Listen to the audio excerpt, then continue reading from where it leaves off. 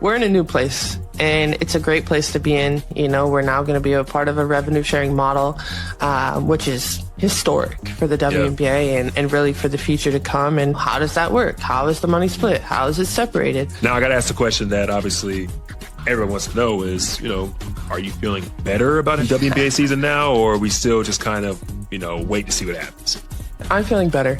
I'm feeling like the owners are finally like really acknowledging and being receptive of what we want, and the players as well. You know, we all had to kind of put our business hats on and get into that mindset, and I'm hoping we can get this thing done. Everything's falling apart behind the scenes and nobody's talking about the real reason why. Breena Stewart, one of the most powerful voices in the WNBA Players Association, just completely shifted her tone on these CBA negotiations. And what she revealed tells you exactly how desperate things have gotten. This isn't just one player softening her stance anymore. This is Stewart publicly acknowledging that the players are finally putting on their business hats, which is wild because it suggests they weren't thinking like business people before. When Stewart talks about getting this done quickly because missing games means less money under a revenue-sharing model, that's a fundamental admission that their entire negotiating strategy has been backwards. Here's what's been happening behind the scenes that nobody wants to admit. For months, the public narrative around these CBA negotiations has been split down the middle. Half the fan base saying the players' demands don't match economic reality. The other half insisting billionaire owners should just pay up. But what Stewart just revealed changes everything. The players themselves are starting to question whether their approach has been too aggressive. And when someone with Stewart's influence starts talking about compromise, that means the Players Association is in full panic mode about losing an entire season. And trying to find a common ground here. It was interesting to me that she ended up stating, this is a business now. You know, it kind of insinuates that some of the women didn't necessarily think that the WNBA was a business already. So, I mean, honestly, when we think about it, side two, when she was sitting out those games, when she kind of got mad at the coach for sitting her out, I don't know, man. Look, anything could have been happening, but it did look like she was sitting out because of the coach benching her, right? So, you know, things like that, I think she's speaking on that. Like, you can't just do whatever you want, you know. But here's where it gets absolutely wild.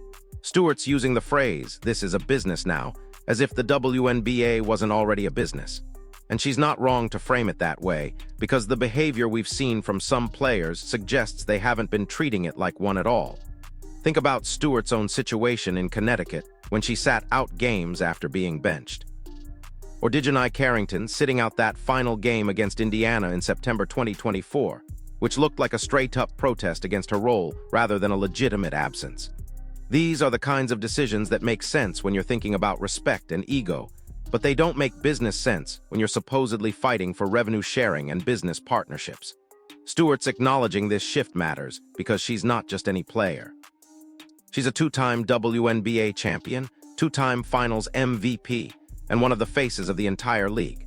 When she says players need to compromise and think like business owners, that message carries serious weight in locker rooms across the league.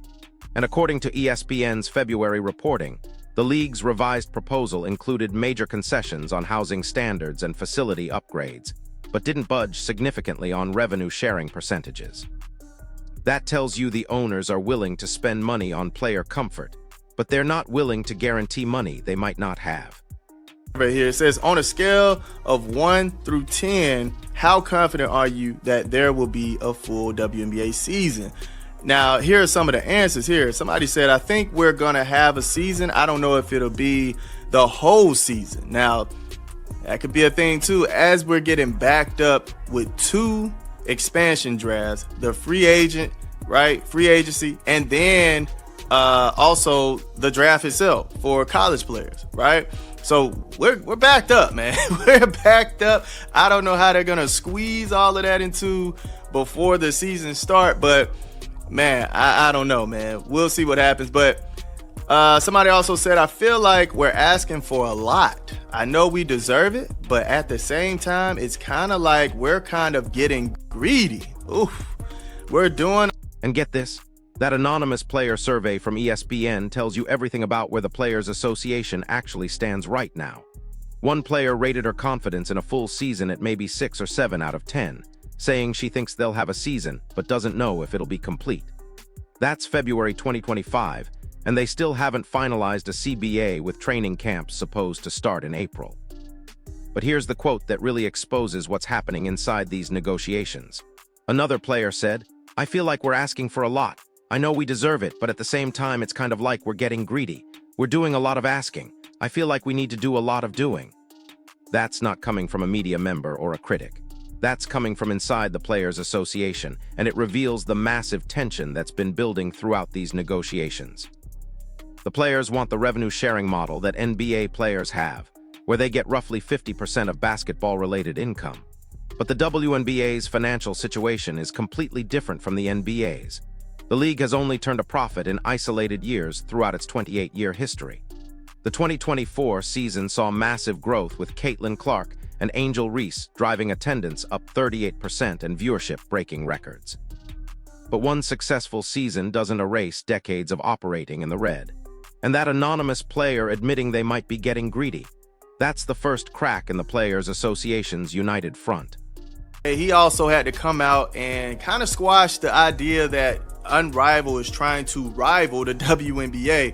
As you can see in this article, it states, Alex Basil shuts down imagined conflict between Unrivaled and the WNBA. Again. All right, he did it once already, but he came back and doubled back. I'm pretty sure because of Natasha Cloud. I'm telling you, man, Natasha Cloud has been making it seem like, hey, look, we don't need the W. We can stay right in here and keep playing. We can play Unrivaled year-round if we want to. And in this article, you will see that that's not the goal of Unrivaled. They don't necessarily want to take the spot of the WNBA, and Unrivaled actually gets fed off of the WNBA because that's where most people are watching right now, and that's where the players can actually take their fan base and try to bring them over into Unrivaled. So as we start here, this is something that Basil ended up saying, okay? So he said, we want the WNBA CBA to get done. All right, Basil told the host, the WNBA running and operating continuously growing is great marketing exposure for our league because a lot of the top players that play there play with us. That's a fact. And that's what I was saying is it doesn't make sense to try to rival the WNBA because you're going to feed. Now listen to this part, because this is where things get really messy. Unrivaled becomes a major factor in these negotiations, whether Alex Becker wants to admit it or not. Becker came out again in February to shut down the narrative that Unrivaled is trying to compete with the WNBA, saying they want the CBA to get done because WNBA success directly feeds Unrivaled's growth. He's absolutely right about that. Unrivaled gets its star power from WNBA players, and casual fans discover these players through the WNBA season, not through 3-on-3 basketball in January. But here's the conflict of interest nobody wants to address directly. Multiple players who are negotiating this CBA have financial stakes in Unrivaled. Breena Stewart is one of them. Nafisa Collier is another. They're sitting at the negotiating table for the Players Association while also being business owners in a league that benefits from having more time on the calendar. Now, I'm not saying they're sabotaging negotiations intentionally, but you can't ignore the reality that if the WNBA season gets delayed or shortened, Unrivaled suddenly has more leverage to extend its season or add more showcase games. Follow the money and it gets even more complicated.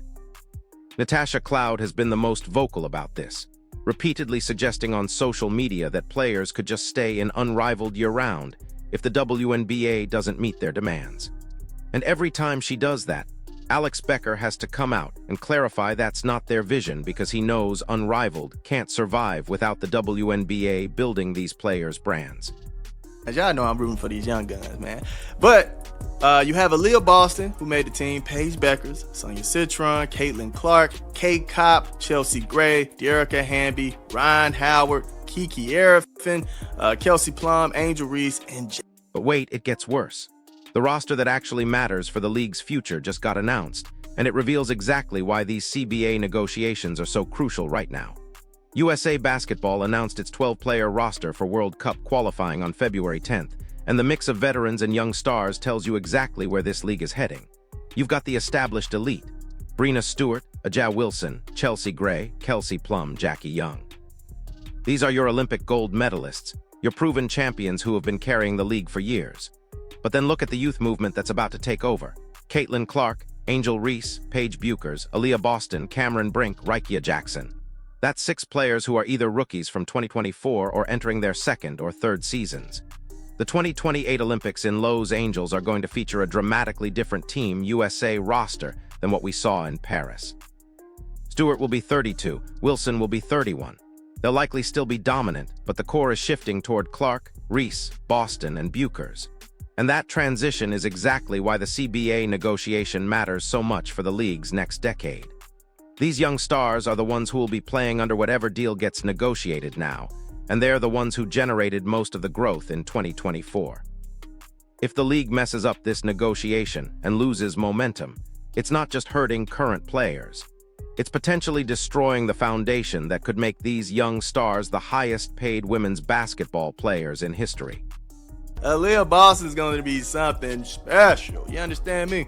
Oh my goodness, man. The way she has been balling, I've been loving it. I can't wait to see her this year. I think we're going to have a season, man, so I can't wait. Here's the kicker, though. Aaliyah Boston is about to become a problem for opposing defenses in a way we haven't fully seen yet. She's been dominant in Unrivaled, showing a three-point shot that was inconsistent during her WNBA rookie season. And if she comes into the 2025 season with that extended range, paired with Paige Clark's passing, the Indiana Fever suddenly have a pick-and-pop game that's nearly impossible to defend. Boston averaged 14.5 points and 8.9 rebounds as a rookie in 2023. Then in 2024, with Clark joining the team, her scoring dropped slightly to 13.5 points per game, but her efficiency stayed elite. She shot 57% from the field while adjusting to playing alongside the most ball-dominant guard in the league. Now imagine that same chemistry with Boston spacing the floor to the three-point line. Clark's drive-and-kick game becomes exponentially more dangerous when defenses can't sag off Boston at the elbow. And this is exactly the kind of development that could drive even more growth in 2025 if there's actually a season to showcase it. The Fever were already must-watch television with Clark and Boston learning to play together.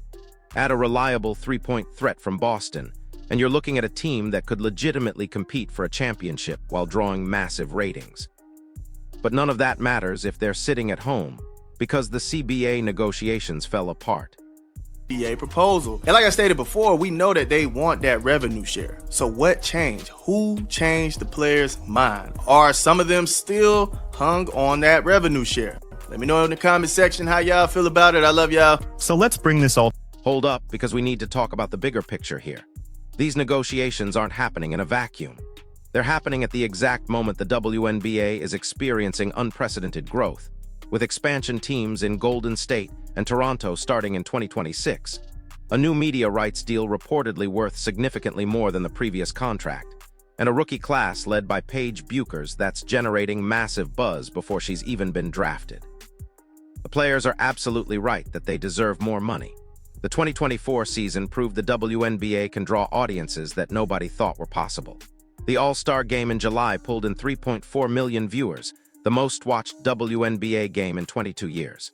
Caitlin Clark's debut against Connecticut drew over 2 million viewers on a Tuesday night in May. The playoff games featuring Indiana consistently topped 1 million viewers. That's real, measurable growth that translates directly into revenue.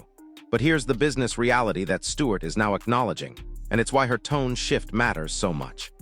Revenue sharing only works when there's consistent revenue to share. The NBA players get 50% of basketball-related income because the NBA generates $10 billion annually. The WNBA's revenue is estimated around $200 million for 2024, and that's with the massive spike from the Clark effect. Take away one generational talent's impact, and does that number hold? Nobody knows yet, and that uncertainty is exactly why the owners are being cautious about guaranteeing huge revenue-sharing percentages. And here's what nobody's talking about. The owner's proposal reportedly included a revenue-sharing structure that increases as the league hits certain financial benchmarks. That's not the owners being cheap or trying to screw over the players. That's standard business practice. You don't commit to giving away 50% of revenue when you're not sure the revenue will be there consistently. The players want guarantees based on one incredible season. The owners want proof of sustainability before they commit to deals that could bankrupt franchises if the growth doesn't continue. Both positions make complete sense from their perspectives. What's changed in February is that players like Stewart and the anonymous voices in that ESPN survey are starting to acknowledge this reality. They're recognizing that the leverage they thought they had, the threat of sitting out and playing in alternative leagues like Unrivaled, isn't actually leverage at all. Because Unrivaled needs the WNBA way more than the WNBA needs Unrivaled. And the fans who showed up for Caitlin Clark and Angel Reese aren't going to follow them to 3-on-3 basketball permanently. The casual fans who drove those massive ratings increases. They're watching because of the competition, the playoffs, the draft storylines, the team rivalries. You can't recreate that in a showcase league, no matter how talented the players are. But here's where the timeline becomes absolutely crucial. The 2025 WNBA season is scheduled to start in mid-May. Training camps need to open in April. Free agency still hasn't happened. The expansion draft for Golden State hasn't been scheduled. The college draft is supposed to happen in April. All of that is on hold until this CBA gets finalized. And that's why Stewart's tone shift from combative to collaborative matters so much. When she says, "I'm feeling like the owners are finally really acknowledging and being receptive of what we want, and the players as well, we all had to kind of put our business hats on," that's not just diplomatic language. That's a signal that the Players Association is ready to make a deal. The question now is whether they can finalize terms before they start losing games and revenue.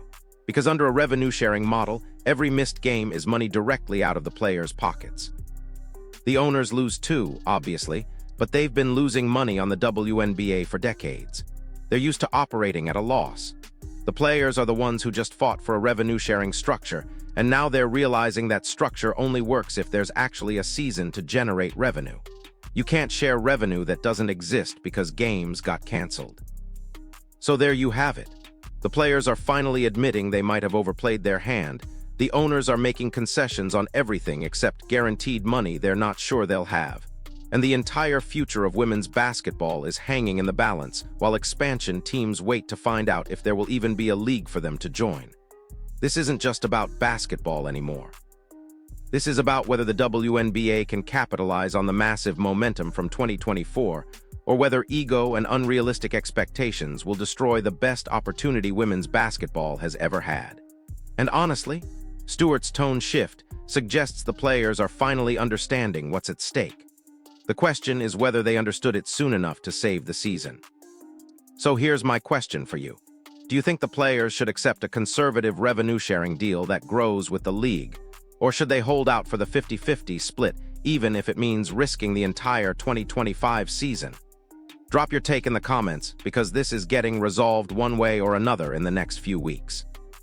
If this breakdown helped you understand what's really happening behind the scenes, smash that like button, subscribe to the channel, and hit the notification bell, because when this deal finally gets announced, you're going to want the full analysis of who won, who lost, and what it means for the future of the league.